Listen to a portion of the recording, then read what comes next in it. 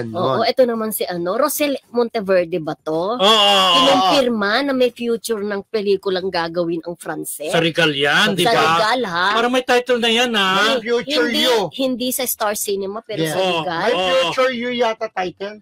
Check ko, Yes, ha? may Future You. Ay, ang galing naman ni Kuya Nag-chat sa akin si Rosel Monteverde. Sa may Future You, ha? Talbog. Oo. Yan yung point sa ito lang yata yung first time talaga na magsasama sila. Ito, totoo na, first time sa isang pelikula, di ba? Dahil sila, ang huli nila yung mga fractured, dirty linear, hanggang serye lang. Pero si Francine dati, si Seth, naging kasama niya na sa pelikula dati, si Andrea.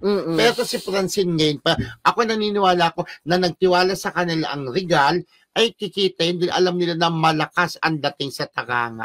Mga taganga itong Frances, di ba? Yung susugalan mo friendship, di ba? Ito ang tuwa na yung mga Frances fans. Kumbaga meron silang mapapatunayan kung carry ba nila talaga na humatak sa sinihan, sa di ba? takilya. Correct. Kasi this time, magbabayad na, di ba?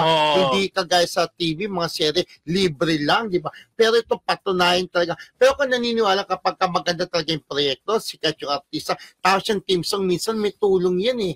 Tatangkilikin niya. Kailangan lang... Siguro maganda lang talaga sana yung material kasi ang Don Bell, nagkaroon din na sila ng movie, di ba? Oo, okay naman sa takilya. Sana so, rom-com, baka rom-com din to. Siyempre, oo. Dapat rom-com siya. Rom-com, di ba? Di ba? Yes. Anyway,